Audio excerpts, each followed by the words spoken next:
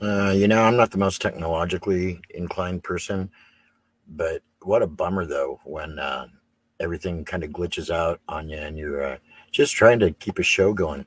Anyway, so when this hits online at some point, you will actually see a full version, not an edited, unbuffered version. So just be watching for that. Now, back to David Sterry of Real Life. For what had happened when the uranium experience. It was also in Teen Wolf 2. It was in Teen Wolf 2? Oh my gosh. Wow. I've never seen Teen Wolf 2. Seen Teen Wolf, And not Teen Wolf 2. well, maybe this might explain Rad to you, because I was actually living in Hollywood at the time in 1987 to be close to my record company, because there wasn't email, there wasn't even a fax back then, and it was a long distance between Melbourne, Australia, and the US. So I was living over there for a while, writing some songs and things, and my record company guy rang up one day and said, David, we've got you tickets tonight to walk the red carpet down on Hollywood Boulevard to the opening of Teen Wolf 2 tonight. And by the way, Send Me an Angel is one of the songs in it. I thought, oh, wow, Hollywood Boulevard, me. Wow. and a movie. And so I invited a lady friend that I knew. I didn't tell her why we were going to see this movie. And I invited her to go with me. So we went down to, I think it was the Pantages Theatre on Hollywood Boulevard. Okay. Wow. And we're sitting in there, and it was a pretty awful movie. And this girl was kind of looking at me going, why did you drag me here? And then all of a sudden there's a fight scene, and and I just sank into my chair going, oh no. And it was just, I'd forgotten why we were there. The movie was so bad. Oh, but anyway, so maybe that's why I haven't seen Rad, because Okay, I'll go, so- oh no. Right. Rad is, just so you know, Rad over in this country is a cult classic. Oh, I know. It's got a strong following, and it's really, really fun. It's very sweet. The bike racing scenes and the bike stunts are incredible, because they're done for real. I have had, there was one friend or fan from America that used to write to me and say, hey, look, every year and we go down to somewhere like Redondo Beach in California or something, and they do a big ride to commemorate Rad. They're all big fans of Rad, and they've got their ghetto blasters on their bikes, and they play Send Me an Angel. So how could I not possibly be very humbled by that, and No very doubt. appreciative of it as well. So yeah. So was it an American or an Australian made movie?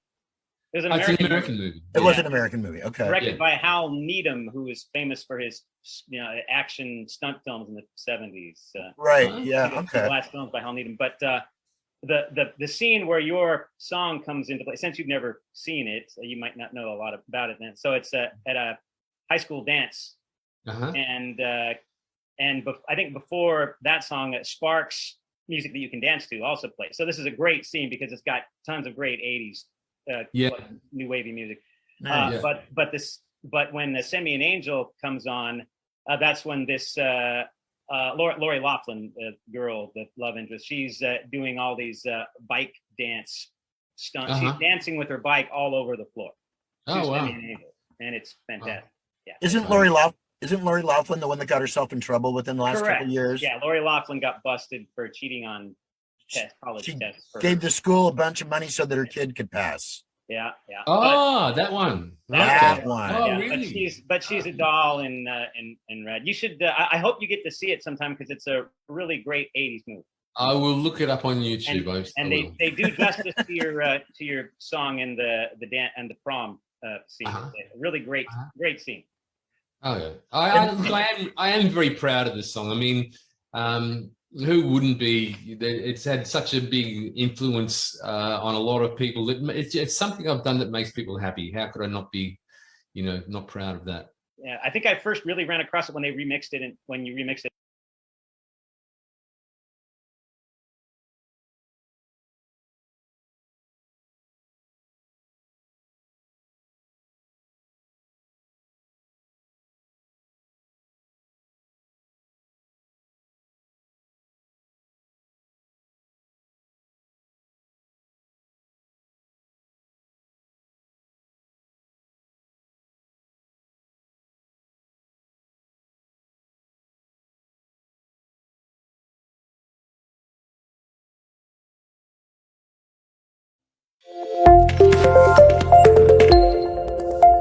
We've been rehearsing it, and really, yeah, especially in this the current world situation, it's still very no, relevant. No kidding, so relevant, so relevant. Yeah, yeah. And you know, and that song never gets played. Whenever I go out, if I hear a real life song, it's gonna be "Send Me an Angel." So in my DJ gigs, I had a residency at a club for a few years, 80s night, and I would play that a lot. I would always play God Tonight. You know, I'd maybe play "Send Me an Angel" once in a while, but God Tonight, not a lot of people know it, but I'll play it anyway. You know? Oh, it sort of did very well on K-Rock and those sort of stations back in the day. It was, you know, top 5 on K-Rock.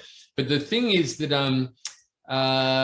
the first Gulf War broke out then. It was 1991 or something. Yeah. And at the end of God Tonight, it says, "To hell with money, to hell with guns, to hell with poverty, death and drugs." And it was just not very patriotic in America at the time. And so it was just dropped. Oh my goodness. So the thing was like, "Oh no, to hell with money, to hell with guns. That's anti-American." You're probably up against Bruce. Most of the new wavers who were really into that song, you know, they didn't care about it. You know, I wouldn't. No, of course I wouldn't not. think your market would, your targeted market, a new wavy gothic kids would care as much about that. But you know. Yeah, absolutely. Yeah, but the Bruce Springsteen fans were probably a little upset, and that's why you didn't do that well. All the Bruce Springsteen fanatics that listen to Real Life. I'm not sure there's some crossover, but.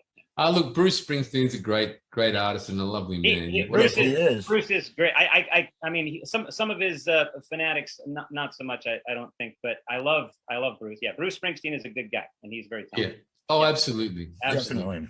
Yep. Before I forget, and then we can go back into some conversation, but can I get a couple of plugs from you for the network, David, if you wouldn't mind? Sure.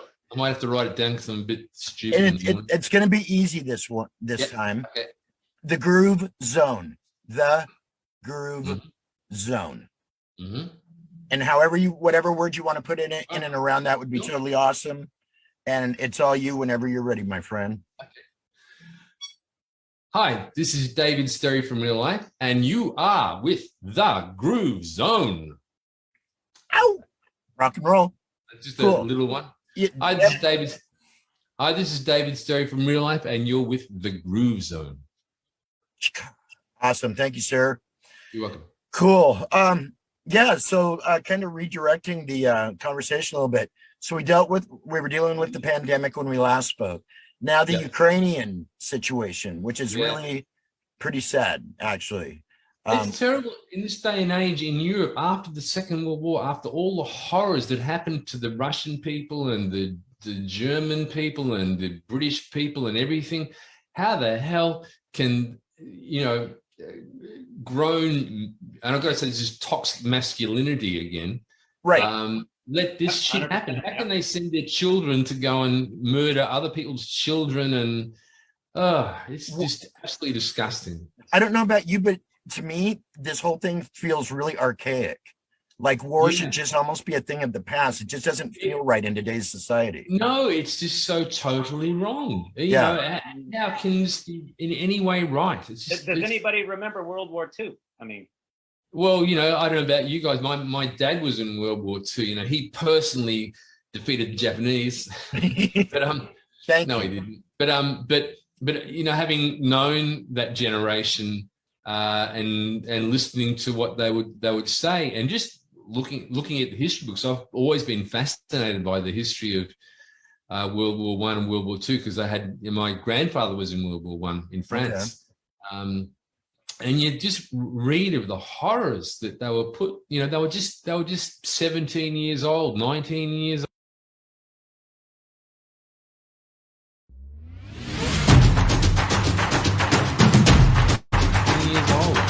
And they were sent by, rich royal or corporations or whatever to go and kill each other. It's just disgusting.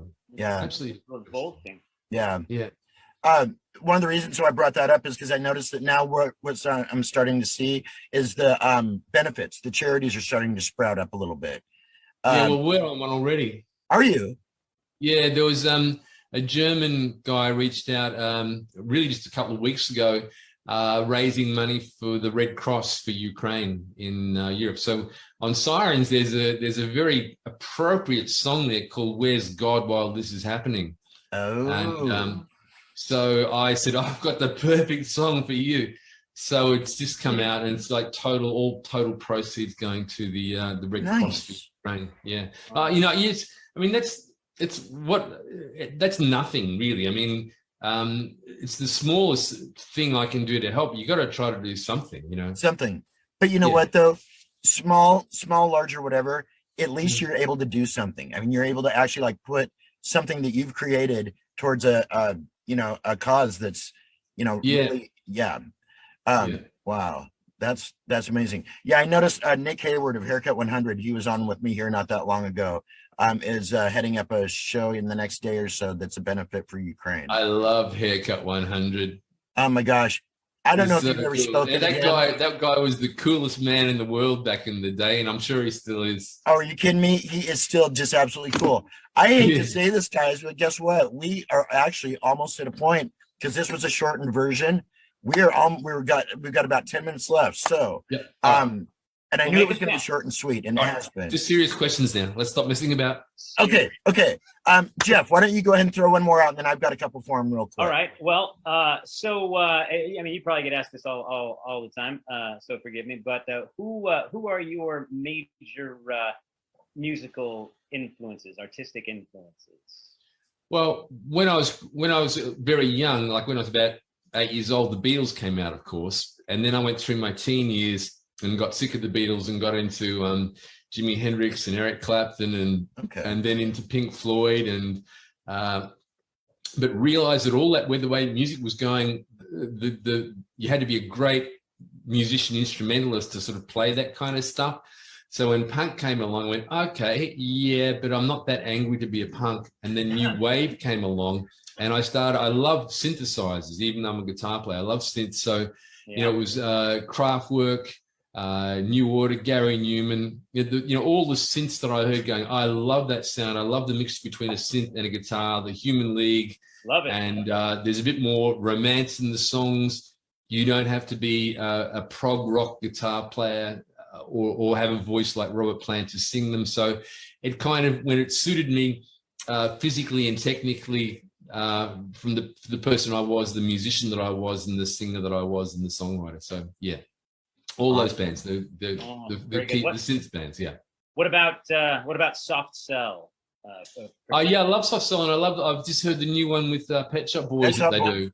Marriage Made in Heaven. They've done in a long time, I think. Yeah, it's good. Yeah, it's really good. Yeah, I think you'll find with all people like us, we're realizing that we're getting on in age a little bit. There's we're starting to, our bodies and voices are starting to fall apart, and we're all still a little bit desperate to sort of just do a few things more, to get some stuff out that's quality. That was my whole thing with Sirens, going, no one needs a new real life album, but I really, really want to do one.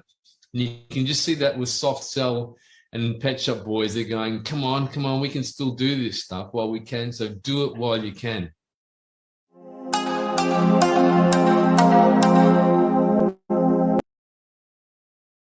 While we can, so do it while you can. Yeah. Right. Well, Pet Shop Boys, I think, just embarked on another full-on tour, if I remember right. Wow. Is that the Pet Shop Boys New Order tour? I think that might be who they're out on the road with. Is that the one that's over in America? There's a really big one that's got lots and lots of people. Yeah. I think so, yeah. Actually, no, they're not on that. If it's the same one I'm thinking. Is that the one with Morrissey that's headlining? Yes. Bauhaus, Devo, that's right. Echo and the Bunnymen. Yeah, I was kind of surprised not to see Real Life on the bill. Yeah. Well, I wasn't asked. If I'd been asked, I would have been there, wouldn't I? That's how good. Well, you know what? Let the cool kids play with themselves, then, I guess.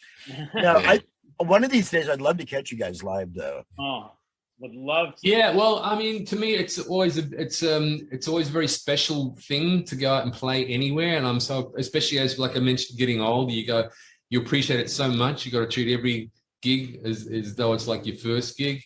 And so we've got this, first show in June in Melbourne here. And it's just the most important thing in my whole life at the moment is to get out there and, and I want people to walk away going, wow, that's what I want always, to people go away going, wow, sounded good, looked good, played well, with integrity, with heart.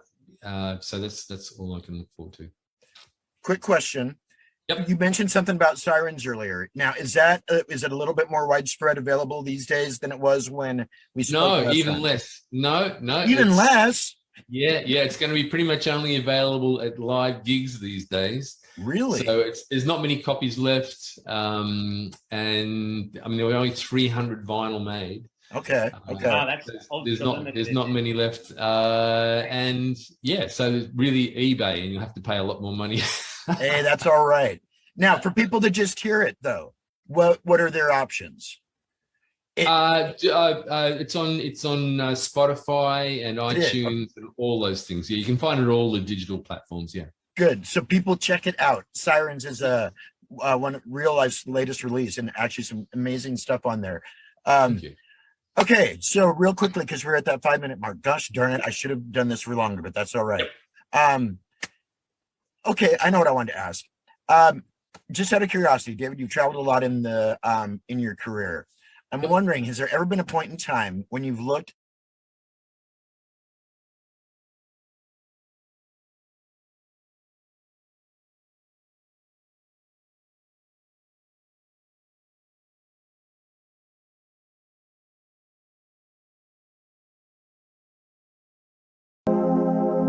Okay, I know what I wanted to ask. Just out of curiosity, David, you traveled a lot in the. But no, I've never had that. I found that out the last time I was on tour with Mike, and also that his guitar player uses the same easy guitar pedal that I use as well. So okay, out of convenience. So yeah, we can't get up to the heavens. I must. Next time I see Mike, we're going to talk about space and aliens. Right.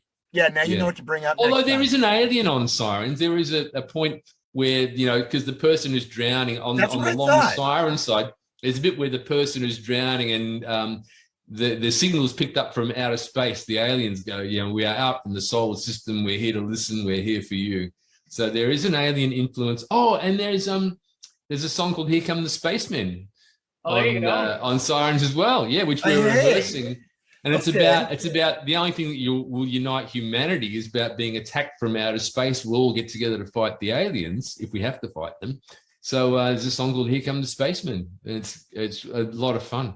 So there's a little bit of influence there. I didn't even realize you had a new album out. So I'm definitely gonna go check. Well, that's your homework, young man. If I have to go and watch Rad, you have to listen to Sirens. You watch Rad, and I'll listen to Sirens and digest.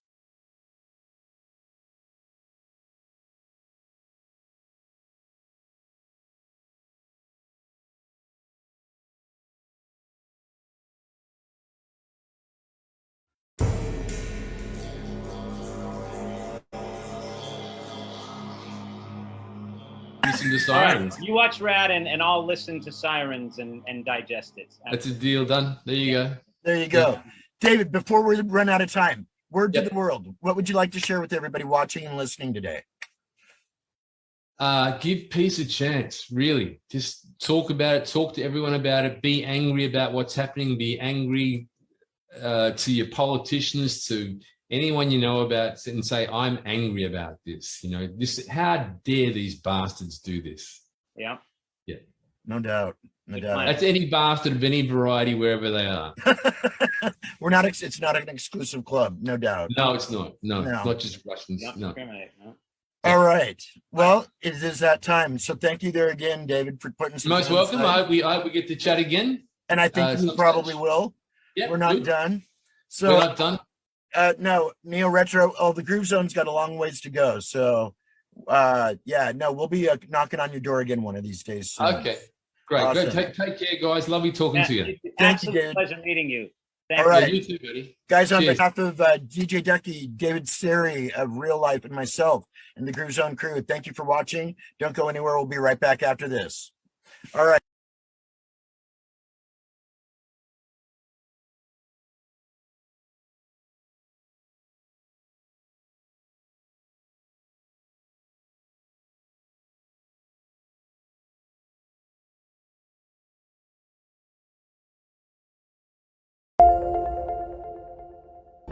You can dance if you want to. Well, thank you, Ivan. haven't given us the thumbs Experience up the yet. new alternative. Get ready. So that was David Sterry. There again, you guys will be able to watch a full unedited version here online pretty soon. So our apologies for the glitches. I've already contacted live stream or StreamYard, and hopefully we'll have some answers here shortly. In the meantime, don't go anywhere. We've got more stuff coming up here in just a few. Go get something to drink, maybe a stretch, go for a run, go do the dishes. I don't know, but we'll see you shortly. DJ Du Phoenix, right? I just got to thinking, I don't think I did my sound check. So hopefully you can hear me, is what I'm hoping. Hey, it's DJ Du Phoenix coming to you live from Tacoma, Washington. This is the second part of our April edition of the sessions. We just got a visit from Wired from Soldiers of Monochrome over in Wales of the UK, or in the UK. And thank you very much again, Wired, for that. Now we get to hang out, and I'm very excited about this because this is his second visit to the show. This is all about David Sterry in real life.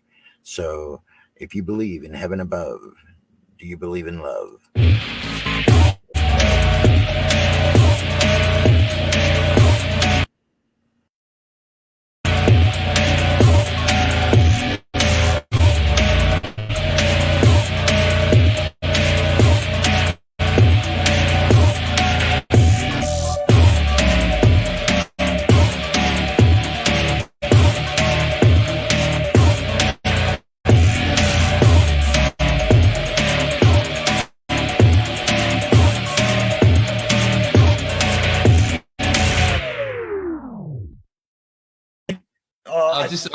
I'm just running up and down the stairs. I've got myself a cup of tea.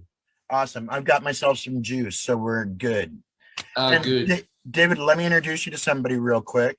This is Jeff. He goes by DJ Duckie. He's one of the DJs with our program. Hiya. Good morning. This is David Sterry, Jeff. Hi. He's over in the corner over there. So, wonderful to meet you. You too. Oh, there you are. There you are. Cool. How you doing, Jeff? Paul Stanley in the background, though. Is that... No, that's Noel Fielding, actually. Noel Fielding. Okay. Noel Fielding, yes, of the now of the Great British Bake Off. Presenter, yeah, but I'm surprised that you know somebody like him over there in the US because he's such a British character. It's that British sense of humor, like the young ones, like Monty Python. Yep. It often doesn't go down so well in America. I first ran into him on the IT crowd, and then my girlfriend was really into the Mighty Boosh, so she ran into him there too, and so that's how I got introduced to Noel. Yeah, cool. Yeah, and then she gave, and I said, well, so why aren't we best friends with Noel Fielding yet? Wow.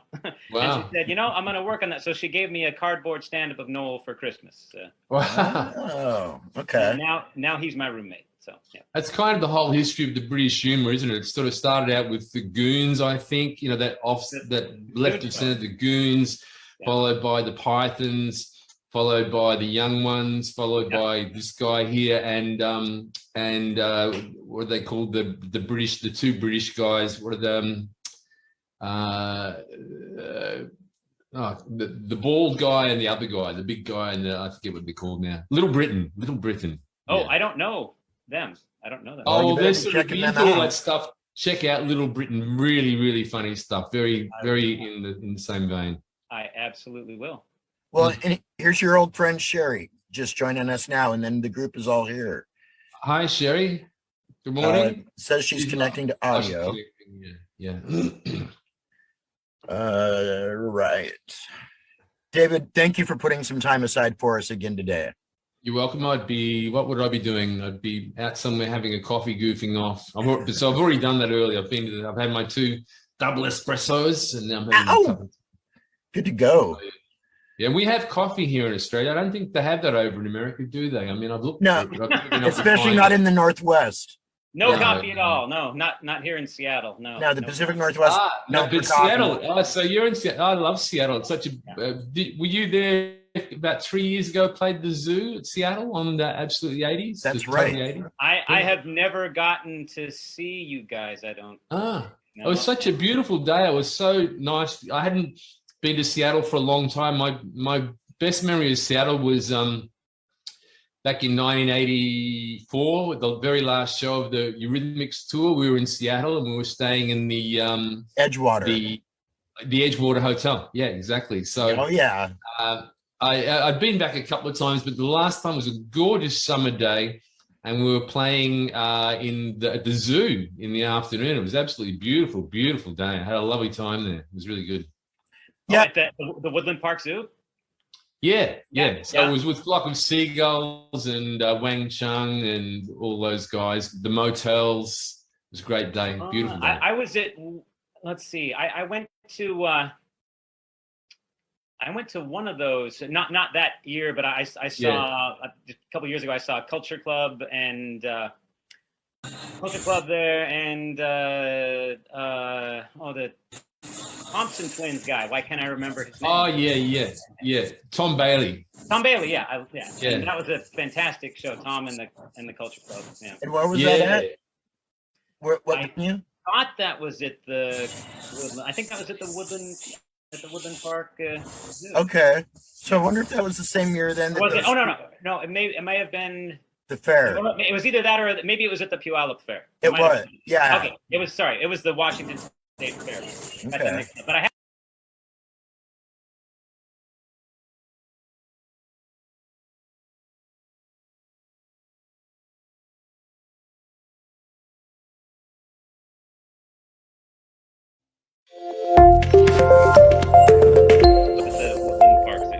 Tom Bailey unfortunately was not one of them.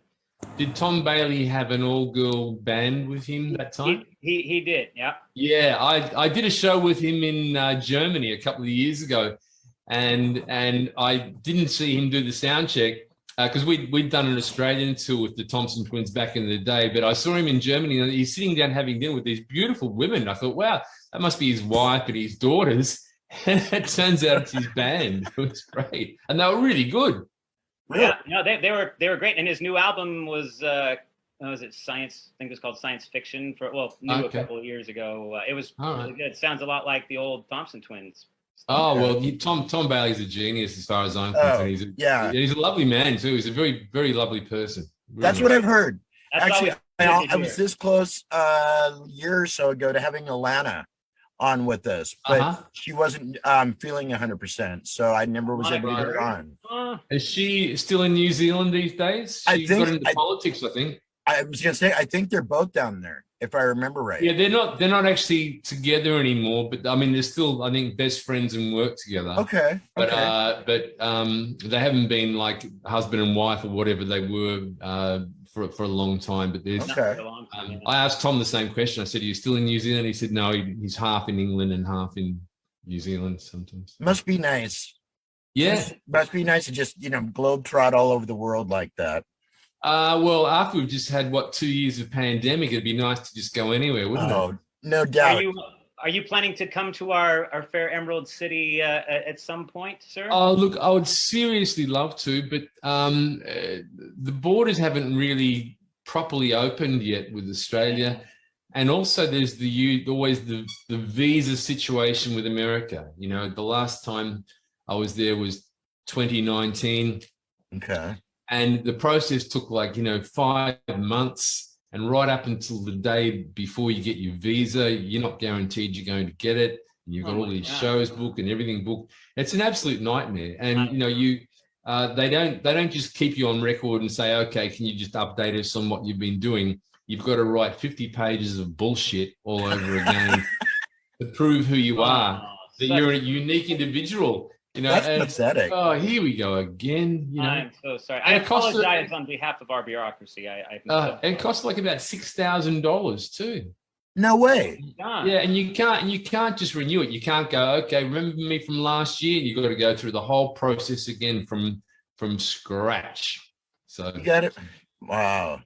So luckily, my mum saved all the old clippings from all the newspapers. So I've got a whole history of my career that I didn't realize that my mother had. Thanks, Mom. Yeah, thanks, Mom. Well, I'm not exactly sure what's going on with Sherry, so why don't we go ahead and start? I mean, we'll make this as official as we can, and then once she's able to, she'll pop on. Yep. All right. Hey guys, you are watching the Groove Zone Network's the sessions. This is DJ D Phoenix coming to you out of Tacoma, Washington.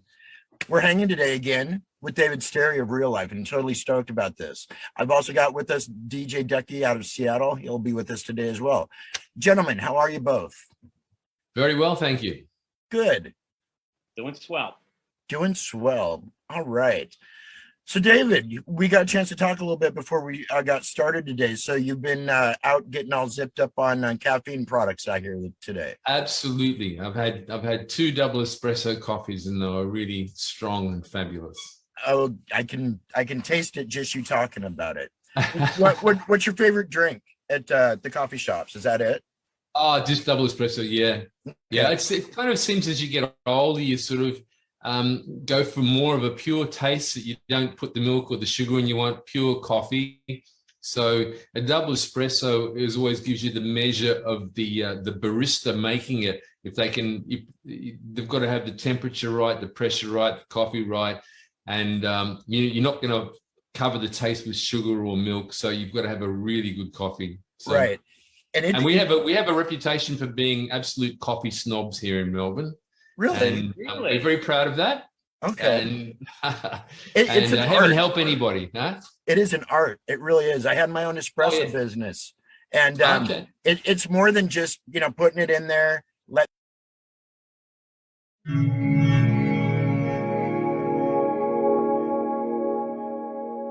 the water come out and calling it good. And yes, that's the fast food side of espresso.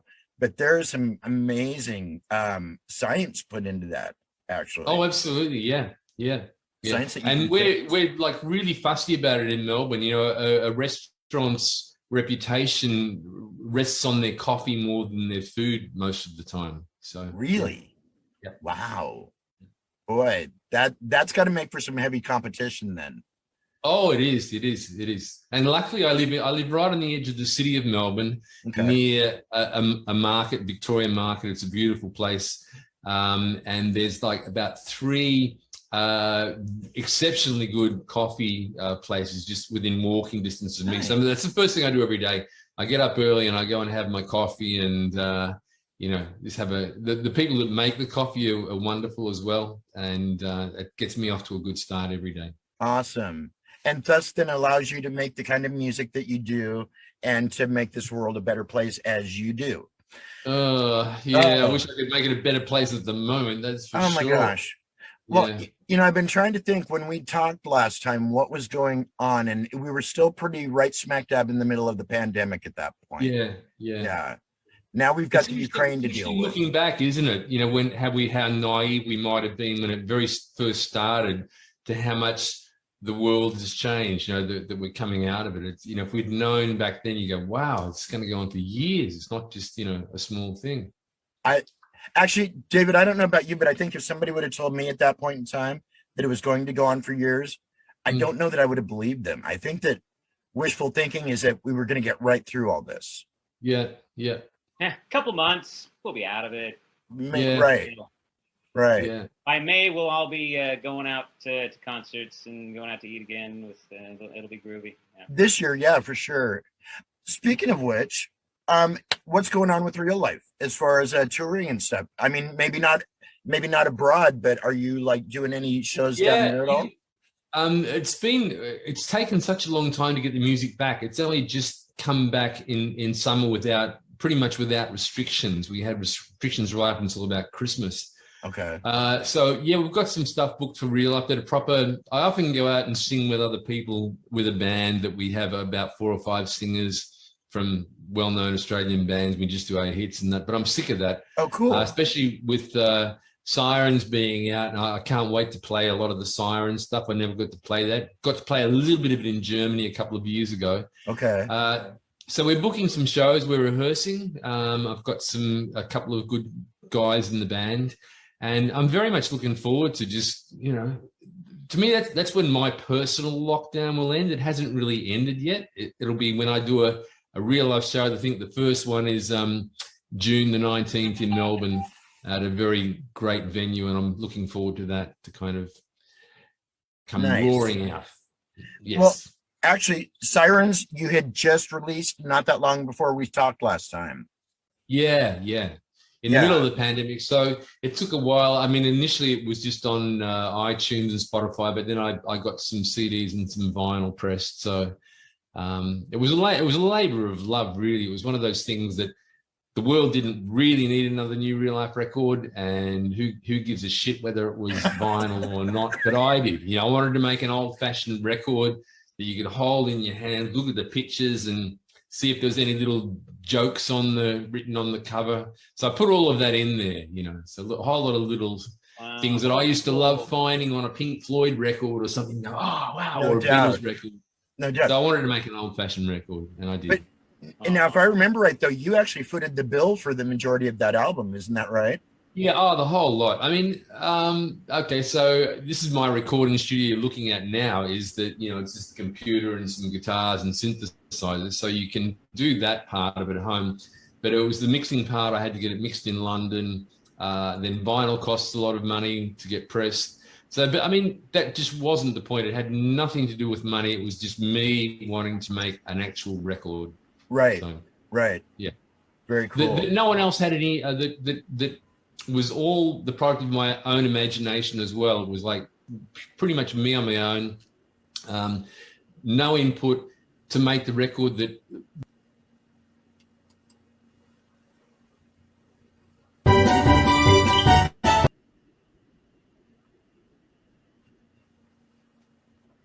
that I would have had to compromise on years ago due to a proper record company going, that's not a hit, that's not a hit, that's not a hit. Exactly, yeah. Or other people in the band who were perhaps trying to go in a different direction. So it was all just me, you know, I was live and die on my own, you know, on my own accord. So you played all the instruments and yep. and sang backup for yourself and all yeah, that. I did the works. Yeah, I worked very hard on it, but I actually enjoyed the process. You know, if I walk into a proper studio, I feel quite intimidated by the people that have been there before me and the music that's been made there before me. So I had pretty much, it was just me in my favorite room in the house, my studio room, working when I could and being finished with it when I felt that I was finished with something, rather than the clock in the studio that's costing, you know, hundreds of dollars an hour or something, going, oh my God, you know, look at the clock, look at the money, you know, I've got to stop now, even though I'm not happy with what I've done, which happened to me so often, you know, I'd have to leave, you're not finished. Yeah. Yeah. And that's one of the things that I've kind of taken from some of the conversations that I've had with a number of the artists we've hosted over the last couple of years, is there's such a different field these days as compared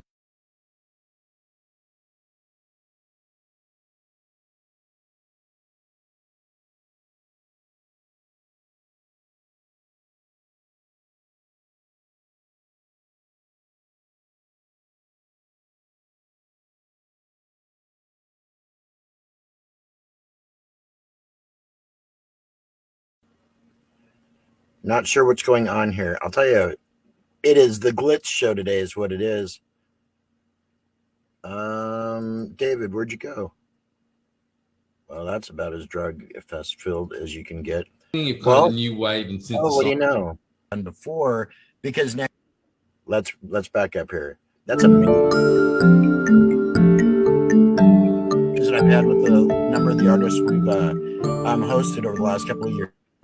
Is there's such a different field these days as compared to how it used to be when they're doing the stuff out of their own home studios or on a completely different level than was ever done before, because now you don't have the music mogul sitting in the background behind his big desk telling you what to do and barking orders. It's your show now. Yeah.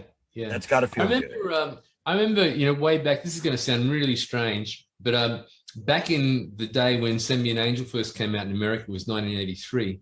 And it was the beginning of kind of the new wave and synthesizers and bands that are just one step above being a punk band, a garage band kind of thing. Right. And all the A&R guys, I thought, this is going to be great. I'm going to go to America and there's going to be these A&R people and they've worked with great artists and they're going to help me. And what they said was, you tricked us. Don't do that again. You know, you tricked us with that song. You know, okay, the thing that saved it is there's a guitar solo in it, but what do you think you're doing? What? And it was like, what do No you mean? way. You know, I just wrote a song, a good song, people love it. And that wasn't just one A&R guy. They come and said, you know, geez, you got away with that, but don't do it again. Wow. Yeah. Wow. And that was the response when Send Me an Angel came out. Yeah. Oh my God. With people who was on Curb Records via Universal Records, so that was the Universal people going, what the hell do you think you're doing? But it's like that classic thing, In Excess's Kick album. They were going to almost pay In Excess to not release it. Really? The biggest record In Excess ever made, you know. And wow. They're going to pay them not to release Kick? The record company guy in the US said, I'll pay you $1 million to not release it. Go and re-record it. So that all their big hits on that one record in 1987 or 88. No way. And that's what you get sometimes. There's classic stories of a record company just not hearing something that turns into a monster hit somewhere. Wow. I was going to say, because there's some amazing tracks on it. And isn't it weird? Because where is that A&R man today? You know, is he like, you know, pumping gas at a gas station, or is he? It goes back to the guy who turned down the Beatles, doesn't it? I mean, oh yeah. It's been the history of popular music. Oh my gosh! Sadly, they're the ones that write the checks. They're the ones that kind of control your career. When you're back in the day when a band absolutely had to have a record company, now you can sort of develop yourself up to the point, release things independently and get somewhere before you have a big record company. Exactly. Hey, Duckie, I'm guessing that you might have a question or two for David, I would imagine, maybe. Oh, I would hope. Maybe. Might be able to come up with something. Okay. So you might have noticed the shirt that I'm wearing. It tributes to the film that your popular song was on. The film that I've never seen that people tell me about. Yeah. You haven't seen Rad? No. Really? No. You're kidding me. Okay. I know, and so many people think that's the first time the song. Yeah. I never connected with the movie back in the day. I only saw it fairly recently because I'm a huge fan of old 80s teen movies and everything. What year did Rad come out then? 86. 86. So Angel came out. Angel, the first time was a hit was in 83. 83, right? Yeah. So, I hope I didn't offend you then by no. It constantly amuses me. You hate so much that you've never seen it and you never want to see it? No, I've just never had the opportunity to see it. And there's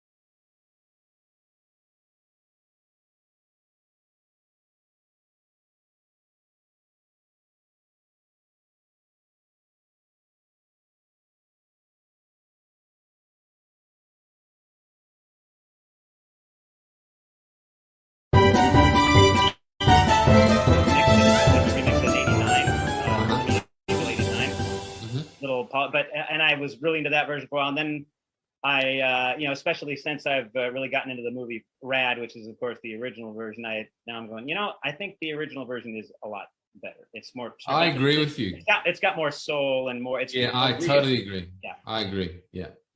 Less is more, and it's really good. So sometimes you see, it came out of me hearing Quincy Jones's remix of Blue Monday. I don't like it. And I thought, okay, how would it be if we had a sort of a remix like that of Send Me an Angel? And of course, the original Blue Monday is still better. Yeah, and so is the original Send Me an Angel. Yeah, I mean the remix of Send Me an Angel. It's